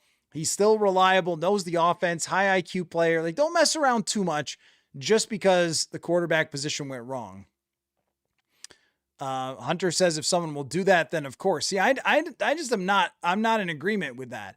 I think a lot of the discussion about Hawkinson has just been caused by circumstance, and you want your reliable guys, knows the offense inside and out. Whoever shows up at quarterback, whether it's JJ or Kyler or Derek Carr or whatever, they're going to show up to a group that really knows this offense inside and out. I think there's value to that. I just don't see the huge benefit of moving on from somebody who has been a Pro Bowler to get a 3rd and a 7th. I mean, that's just, and what do you really get from a cap space perspective? I haven't found a scenario from a cap space perspective that is convincing to me other than just a restructure. I don't think that you have to just change everything. I think actually you want to keep a lot of this the same. DLM Jamari Taylor out of Virginia, 4-3 guy, could be a day 3 pick. I do think as a team, they just need more speed as a team. Bradley, how much for Naylor to sign? 12 sound normal, 12 million. I was thinking 12 to 15, somewhere in that ballpark. 12 sounds about right. Depends on, though, the scarcity matters. If there's a bidding war for him, it could go higher than that. 12 sounds about right. Kerpluppy, what are the odds that Ryan Kelly gives it another go? I suppose it doesn't change whether or not we need to get a center in the draft. I don't hate Kelly and Brandle's center room. Brandle to me can't be a starter. And I give that guy a ton of credit for what he did last year. Ton of credit. He cannot start 17 games. Somebody just had a list today of, I think it was maybe pass rush win rate allowed or something like that. And Brandle was 32nd among centers. He's a backup. And that's great. And it's very valuable. And he played a bunch of different positions. And you love that you have him on your team. But we saw 17 games of him before. You get exposed in 17 games. So, and with Ryan Kelly, I don't think morally you could justify playing him in another NFL game. If some other team wants to do that and risk the possibility that that's his last game or that this really impacts his life and his future, I don't know. I mean, at some point you got to say, this is wrong. And I thought bringing him back the 3rd time was wrong. After the 2nd concussion, I thought this is not right. Like, we've seen so many guys deal with these problems later in life. You can't keep putting him out there. And they did. And I mean, that guy loves football so much. I get it. You got to, wheel some of these guys off the field with a cart to get them to stop playing. But man, I can't see it. I think you got to get a different center. Cause and effect. Which free agent running back would you pair with Jordan Mason, like Rico or Breece Hall, maybe ETN? Your thoughts? Yeah, the two guys on my list were Rachaad White and Travis Etienne were my two favorites because they're more of all-around players. And the reason I didn't love Rico Dowdle and Javonte Williams as much is because they're much more one-dimensional. And outside of that, I mean, I just think Breece Hall is not in the conversation. I think he's going to get huge money. Outside of that, I don't know. Let's go back to the list. Let's go back to the Athletics list here and scroll around and see. Let me put on the bigger camera and see if we can find some more running backs. So Kenneth Walker, too expensive. They've got ETN really high. So maybe I'm thinking wrong about this and he's going to get a big contract. But let's take a look and see about other running backs because I was not super enthused. I don't think it's a deep group. I think that there's really those two guys that stand out to me, and that's probably it. Yeah, as you can see how much I'm having to scroll. Hopefully I'm not freaking out anyone's eyes here by how fast I'm scrolling, but Rico Dowdle is 53rd on their list. And Javonte Williams is 61st. Is there anybody interesting? Rachaad White is 70th. Tyler Algier, if there's more there than I think, I think he's a one-dimensional, just a runner kind of guy because that's what he's been for Atlanta, but maybe there's more there than I think. So Tyler Algier maybe deserved to be on my list of intriguing players because he is kind of intriguing. We don't know what his ceiling can actually be. And J.K. Dobbins, the injury issues are too concerning for me, but he is a more of an all-around type running back. Just can't do the injured player thing again. And Gainwell, he had a really good role with Pittsburgh last year. Is there anybody else in the running back position? I do like the idea of Sebastian Joseph Day or Sheldon Jenkins for really old, proven veterans at defensive tackle for cheap. I would go with that. Michael Carter. How about that? Let's take a look at Michael Carter. Arizona Cardinal. We've all been watching Cardinals football lately for Kyler Murray, right? That's what, all right. He didn't pop right up here. Let me see if we can find him. Michael Carter, formerly of the Jets, I believe. I mean, maybe he falls under that. I don't know what he's done recently. Okay. So Michael Carter recently, 27, played for the Jets, got some speed to him. He's been kind of a role player. It's just not a lot there. Not a lot there. Looks like a traditional backup running back. 92 carries, 333 yards. Doesn't grade out particularly well. I mean, I'm hunting. I'm on the hunt looking for any intriguing running back, and I am struggling. So that's kind of the point. Kareem Hunt's a no for me. Isaiah Pacheco's a no for me. Too banged up. And there you go, all the way to the end. This is done by my friend Daniel Popper, who covers the Chargers. So great stuff by Daniel here. But yeah, I mean, like Bradley says, you take Breece Hall, but I think he's going to make like $15 million a year or more by a Stream Deck. I have considered that, but if I were to invest in the Stream Deck just for a little button that went like, pew, pew, pew, it's time for a mock draft. Like, I don't know. Is that worth it? I could just do that. Matt says Denzel Boston doesn't do much for me. Well, let's take a look at Denzel Boston because he's getting a lot of first round buzz. But let's take a look at his profile. Sorry, bigger screen. What did he do last year for Washington? 86 PFF grade, 62 catches for 881 yards, 11 touchdowns, graded well versus man coverage, which I'm always looking for. Contested catch rate was ludicrous. That is a little bit of I actually don't love that all the time when somebody has a really high contested catch rate because it means that they were having to make contested catches a lot. It's kind of like, yeah, he had the 10. Yeah. Okay. He had 10 of them. So it's a pretty good rate, but you could see what I mean where like separation is king And if separation is king, then if you're making a lot of contested catches all the time, you go, is that what you really want? He's a bigger guy.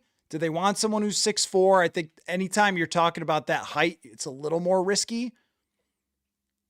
Surratt is an interesting receiver for me, for sure. Doomer KO, what's more valuable this year if they're all third on the depth chart? Corner, wide receiver, or defensive tackle? It's a good question. I mean, I always think it's wide receiver because if someone gets banged up, you need that person to be your number 2 wide receiver. Third running back is valuable, as Cam Akers continues to prove time and time again, but I don't think it's as valuable as wide receiver 3 because that guy usually plays like 50 or 60% of the snaps. Defensive tackle is, but they'll still have Redmond, Allen, Levi Drake. That's a good start for them. I think you need to add one more if you're cutting Javon Hargrave, which I feel like is a foregone conclusion.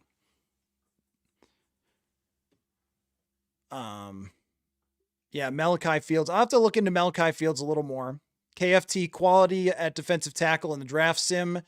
The defensive tackle drops off quickly in the 3rd round. Lee Hunter and Caleb Banks have pass rush potential. No disagreement there. In that particular draft sim, what we were trying to accomplish was get a corner and a wide receiver, because that's what it sort of laid out. Like, hey, these are the positions on my intrigue list. So then what? But if they get to 18 and Caleb Banks is there, Lee Hunter is definitely standing out to me. I don't know if he's quite worth that high of a pick, maybe a trade down. I think defensive tackle is huge for success in the NFL. I really think that it is increasing every single year with how important it is in the NFL and success. Like, you don't have to look too much farther than the Super Bowl. You guys know I don't love to do it that way, but that's a fact. Byron Murphy, Leonard Williams, or the year before, Jalen Carter, Jordan Davis. It takes usually a big investment at that position. So if they go Banks, I'm good. If they go Hunter, I'm good. But in that scenario, we were kind of looking for, all right, corner, wide receiver, who could they possibly get? Matt Vrick, can't wait for the pods with Chris Trapasso, the chatter. Yeah, Chris is great. Like, we're already working out. We were talking about today, our schedule for the combine. So Tuesday afternoon is going to be the big one. I'm probably actually going to record one early Tuesday about, I'm going to try to go live with a lot of these interviews. We'll just see, technologically, but I have a radio row spot, so I'm happy about that. So Chris and I will probably do like a live show early talking about prospects at the combine and who we're most interested in Tuesday. So maybe 10 o'clock in the morning or something like that. Then the afternoon will be myself and Dane Mizutani. That'll be after we've spoken to the head coach and the general manager. Then probably Wednesday morning, looking at doing a buzz, like what we heard last night kind of thing. And those are the pods you're talking about. And then we'll go from there and see how it goes. So we're looking to do 2 of those of like what we heard at the combine from going out to different places and talking to people. And you can tell I'm excited. It's one of my favorite times of the year. I was very relieved I just got today the notice of the radio row spot. So I was very, very pleased about that. Patrick says, I assume you mean Christian Kirk is not bad for a number 3. Health issues, maybe? KFT, Love is as good as any running back I've seen in 20 years. He's really good. You start tossing around Marshall Faulk and okay, we've gone a little too far, but he's really good. Jared drafting Jeremiah Love, one of my least favorite ideas, but I guess taking talent is good. Well, so there's a conflict there for me because analytically speaking, it's not a great idea. But then when you start to look at some of the running backs who are difference makers, it's a lot of top draft picks. It's a lot of 1st and 2nd rounders who have been true difference makers for an offense. And if I think we can really count out JJ McCarthy, even if it works, we can count out JJ McCarthy being an elite quarterback next year. So right away, that's an instant contributing position that could be the guy you lean on for your offense and then help your quarterback. You could see it.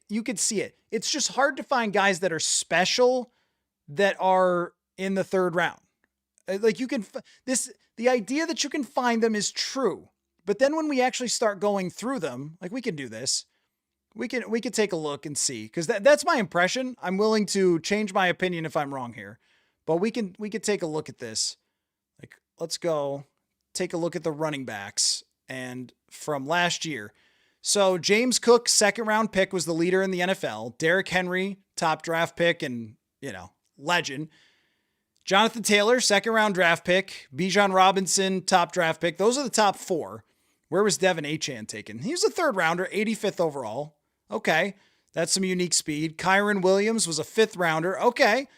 Are those guys special in the same way? Well, Achane is, but in the way that Bijan Robinson or Derrick Henry or Taylor. But then we go right back to the first rounders, Jahmyr Gibbs, Christian McCaffrey, Javonte Williams was ninth, and Saquon Barkley. Travis Etienne's a second rounder. So is DeAndre Swift. And then now we're into the middle of the pack. Kenneth Walker here, over 1,000 yards. That's just in rushing yards. In grade, we kind of see a lot of the same things. Josh Jacobs was up there. Kenneth Walker. These are top draft picks. Breece Hall. It just looks more and more like you probably have to, if you want to get one of the best, you probably have to invest in doing it, even if it's not the most efficient thing to do long term. Doomer KO, they've been hammering the curling on TV. That's a good one, because if you don't watch curling, the hammer is when you have the last throw. I've learned that. Because when my wife kept saying they have the hammer and they had the little hammer, I was like, what does that mean? I did try. That was my Christmas present to the wife when she was preparing to do curling for NBC.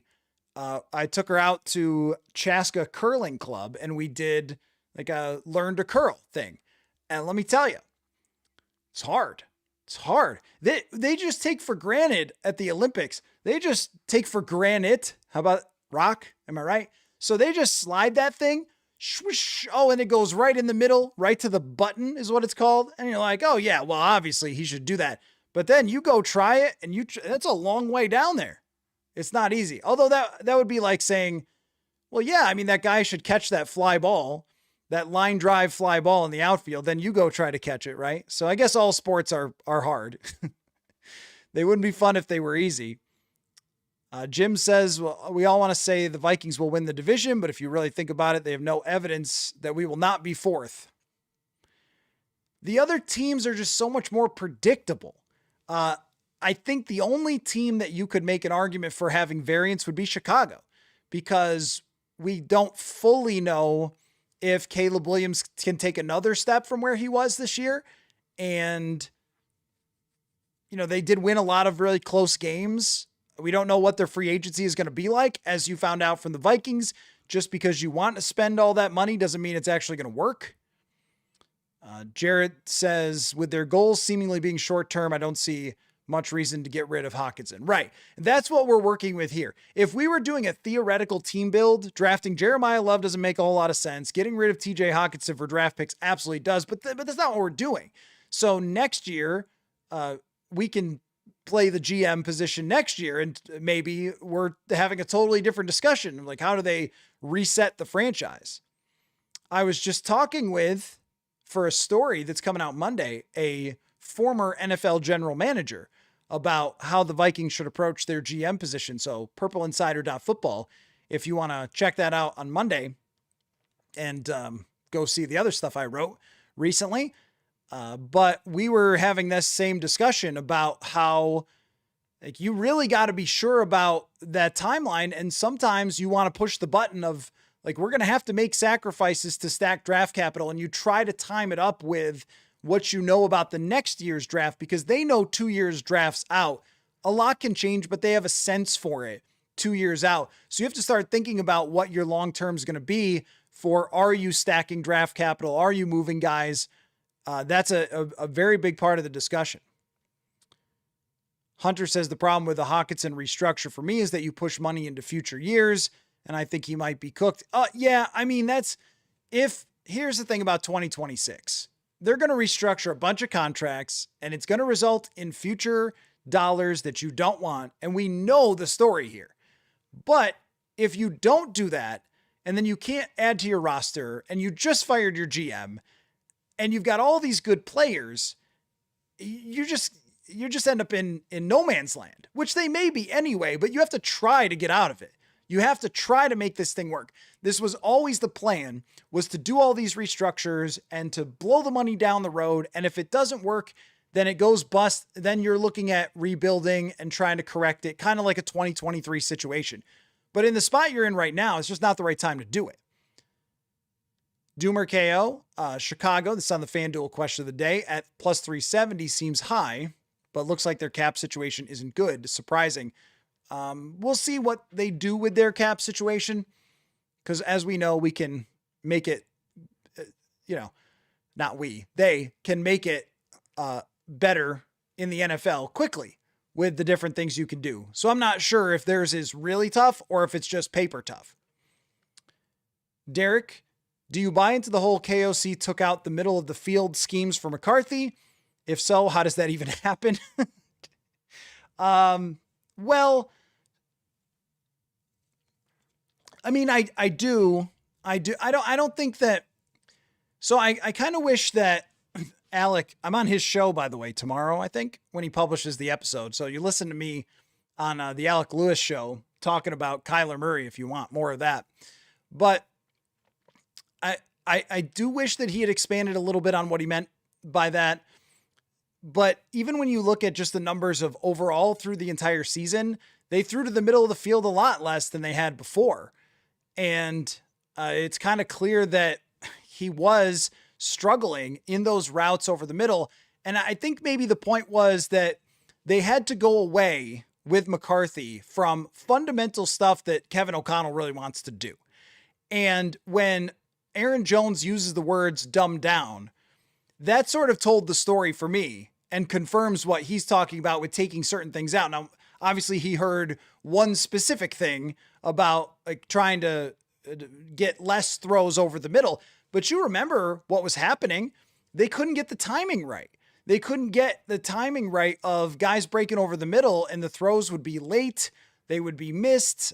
There was one against, I think it was Chicago, where Addison is going over the middle and he doesn't, or maybe it's Jefferson, and he doesn't see it at first, doesn't see the read correctly, then just kind of goes, and by the time he throws it, the guy was open in the middle of the field. He's all the way deep on the other side of the field because he didn't identify what was happening there in front of him. It's really hard to see the field in the NFL. It's really hard to trust your footwork and timing, especially if you're losing confidence, which I think he did. It's a lot easier to kind of have just some outbreaking stuff to the wide side of the field, give a clear vision to the quarterback. You can't do that over a whole season. You sure as hell can do that against the two worst defenses in the NFL. But this is why every time we talk McCarthy, I come back to, it's just so hard to see them continuing down that path when the head coach had to fundamentally change something that is a massive part of his offense, which is using the middle of the field. So yeah, I mean, I observed that it was a major struggle. It does not surprise me at all that they tried to eliminate that. And that's what I mean. Sometimes when I hear that like KOC didn't adjust his offense, I'm like, I actually thought that criticism would be right when Carson Wentz was in. Carson Wentz, I thought it was at times absurd how much they were making Carson Wentz run the full Minnesota Vikings passing offense, as if they thought he was going to be Sam Darnold. I didn't think that for JJ McCarthy. I thought it against Atlanta. Yes. Week 2, where there were times that they were throwing that they didn't need to. But once he came back, they were a run first offense with bigger personnel, as you're talking about here, throwing more to the outsides, and he did well against Detroit. So you wouldn't have completely like dumbed it down yet. But when you can't even get snaps off, when you can't run stuff on time, I mean, it's just far away from where it needed to be. Kerpluppy, Dowdle has big playability. He does. Yep, he does. I wonder about consistency of that, but maybe it would be evened out by Mason. I just want to know who's going to pass block then, because I don't think that's Dowdle. Bradley, I get what you're saying about Hawkinson. All of us listening last year wanted Hawkinson traded last year. They're going to depart with him or else Grenard. No, I don't think that. I don't think it comes down to him or Grenard, No, I don't think so. And yes, a lot of you did want him traded last year, but what are you getting for him even last year with his contract the way that it was? I have a tough time buying that. And last year, when you guys were advocating for trading him last year, we were assuming McCarthy was going to be pretty good. And if he had been pretty good, I think you'd be talking about not even dreaming of getting rid of TJ Hawkinson. It just kind of bad quarterback play breaks everyone. Son of Beavers, when I used stick to the model today, got rid of Ryan Kelly and forgot to add a center. Yeah, when you use that, so stick to the model is the team building website, which, you know, I've been playing around with, and I know some of you guys have as well. When you do that, you do realize, because I got tunnel vision myself and I signed a running back and then drafted one. Although, you know, that's not a terrible idea, but I was like, oh, maybe I didn't need to spend that high of a draft pick on a running back. And then I just just spent a second rounder on a running back. Whoops. Son of Beavers, any running backs with speed to counter Mason. I think that's what you got to go to the draft for that. ETN is fast, but not the guys who are super blazers. Doomer KO, isn't that just Laquan Treadwell? You're talking about Denzel Boston with the contested catches? Yes. Yes, that was my issue with him. But there have been plenty of other guys who are not Laquan Treadwell. Like over the years, there's been plenty of guys who are not him that relied on, you know, their size and so forth. But when I look at the top receivers, I mean, Nakua is huge. Gosh, that guy is enormous.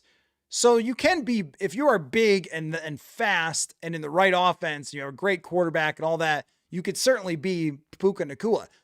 But when we go through the best wide receivers, how many of them are like 6'4", 6'5"? It seems like everybody wanted that post Moss, Megatron.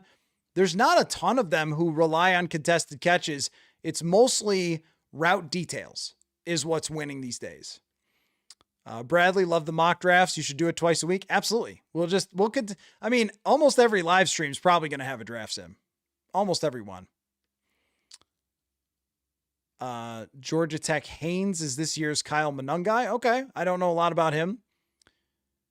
Alabama's Miller will be a value pick. Okay. I'll keep an eye on some of those guys. I'm not to day 3 yet, fellas. We're not even at the combine yet. I think I've got day 1 and day 2. At least the names. But day 3, I'm not quite there yet. D. Kirsch, Vikings could get more dynamic at running back. I'll be fine with it. Yep. That's what they need. More dynamic is right. Derek Wilfs, this is a theory from Derek that the Wilfs told Brzezinski he is safe no matter what he does free agency draft, as long as it's for the long-term future. KOC can't spend too much. Well, I mean, Rob Brzezinski is not on the hot seat or something this offseason. Rob Brzezinski is not on the hot seat ever. Like, he's working here. He's working here. It's just what capacity he's working here in. Is he going to be president of operations or something? Or is he going to go back to his other role once they hire the GM? I guess if he becomes the GM, then he's not safe forever. But I think he would be in a very good position if he were.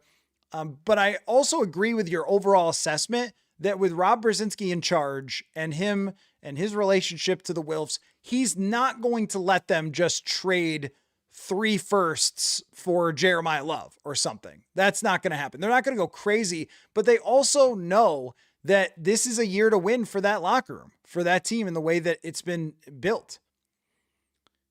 Matt says there are nits to pick with Love, in my opinion. Skinny for a running back, runs high, a lot of hurdles and spin moves that don't translate to the NFL every down.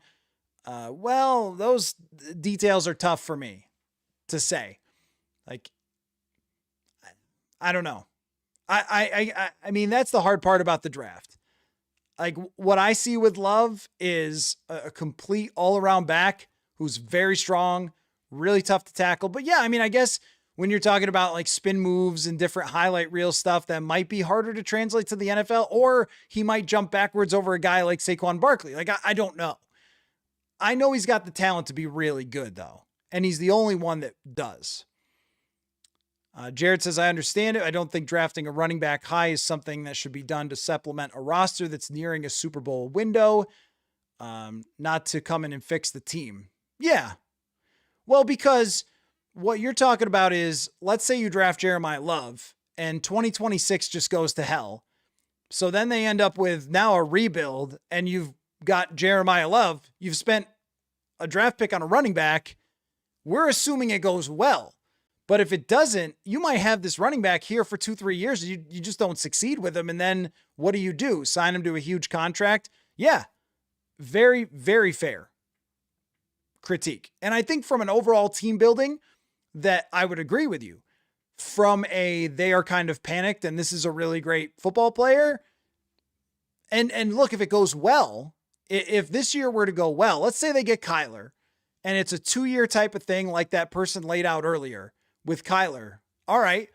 They win 11 games this year with Kyler Murray and Jeremiah Love in the backfield. And they're a really good team and they get in the playoffs and are dangerous. Then it was worth it. And then you're going forward with that piece to build around. So it's risky though. Cause and effect. Give me your sneaky GM prospects post-draft names. Man, I just don't have that. I just do not have that. I don't know. I need to know first who they're interviewing and then we could start talking about it. But I can't tell you, oh, well, this executive from Philadelphia, I know some people have tried to put together lists. I just wait to find out who they're actually interviewing and then we can talk about them. Because otherwise it's just guessing. I don't know who they're looking at. I don't know. And the other thing is, it's not like we have data on other, oh, well, this guy was the AGM when some team did this. Well, I don't know if that makes him a candidate or not. Aaron says, was the former GM you talked to Kwesi? It was not. It was not. It was Doug Whaley, former executive for the Pittsburgh Steelers, former general manager of the Buffalo Bills, and currently I think he's managing the entire UFL currently. Doug was there in Buffalo when I was there. And so I gave him a call. We had a really good conversation. Very, very insightful. So you want to look for that. I'll maybe Monday's live stream. I was thinking, well, let's see. I'm flying Monday. Can I do a live stream Monday? Maybe. At some point, I'll read some quotes from it. So we'll get you some of that. But the best place to get it would be signing up at purpleinsider.football.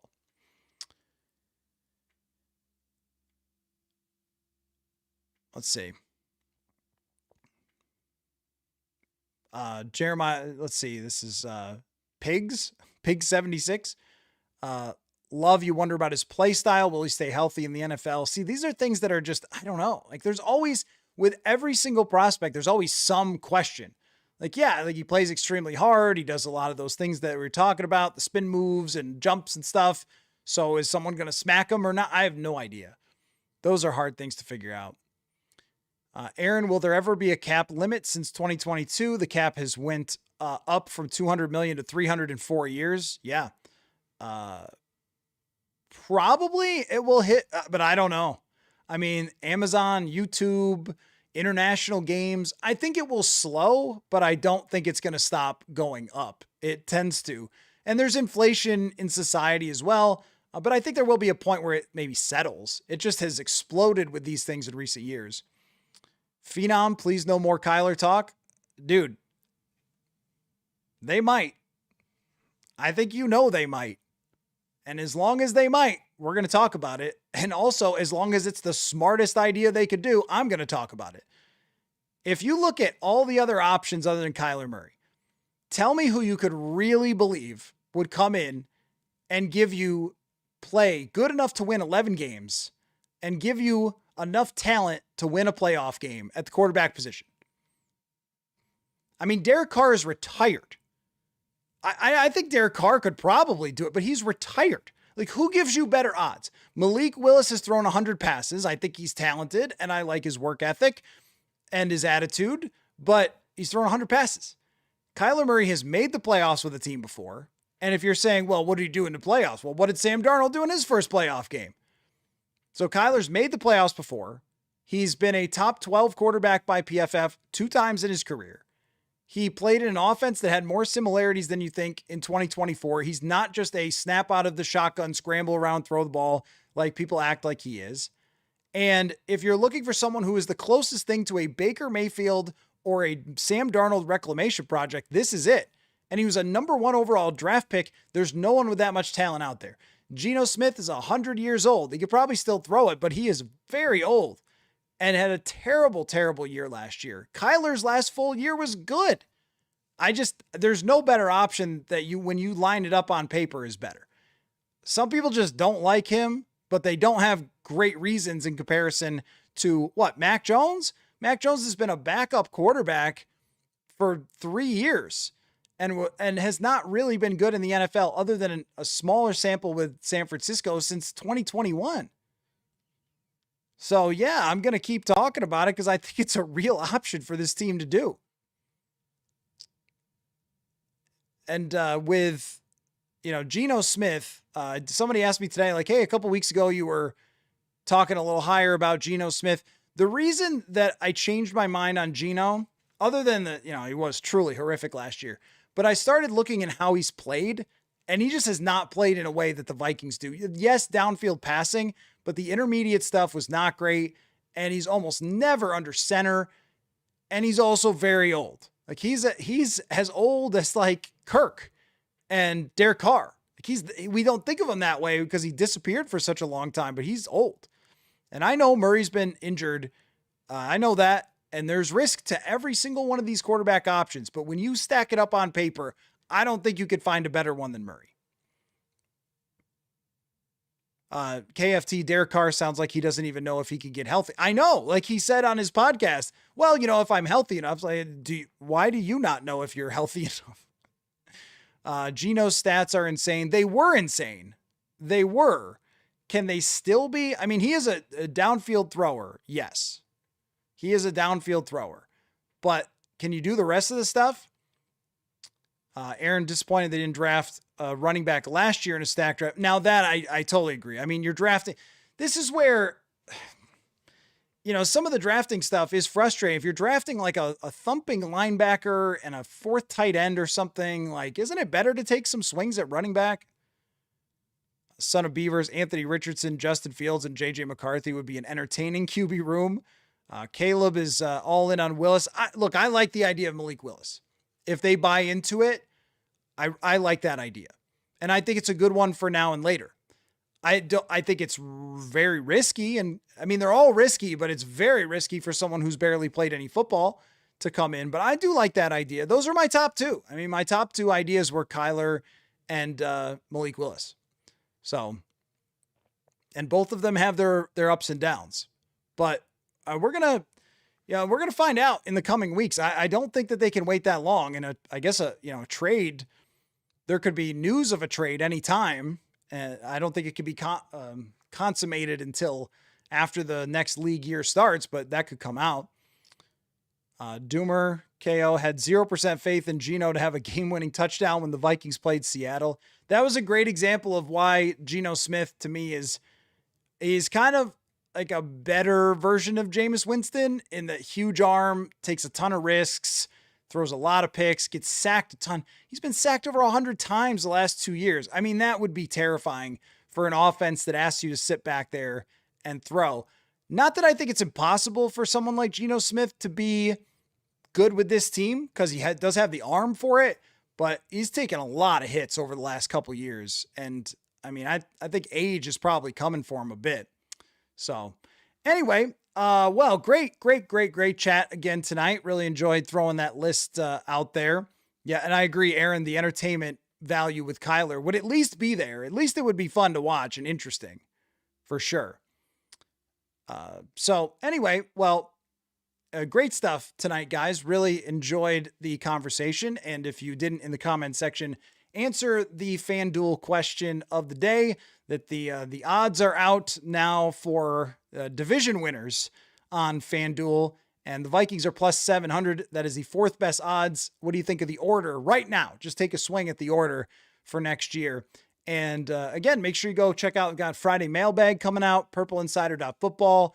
And I think this will probably, unless there's some reason for another show, I'll probably do one, probably record one for Monday because I'll be flying out to Indianapolis on Monday. So I'll probably have something recorded there for you, answering some questions or whatever I come up with over the weekend, or news reaction or something. And of course, if there's ever breaking news, we'll jump live. And then it's just going to be a really exciting week next week. So I usually don't beg for subscribing, but I'm strongly suggesting subscribing, because we're going to talk with the brass and then talk right to you right after it happens.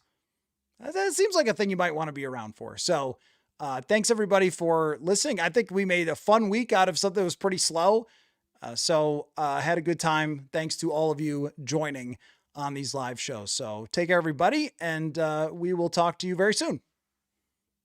Football.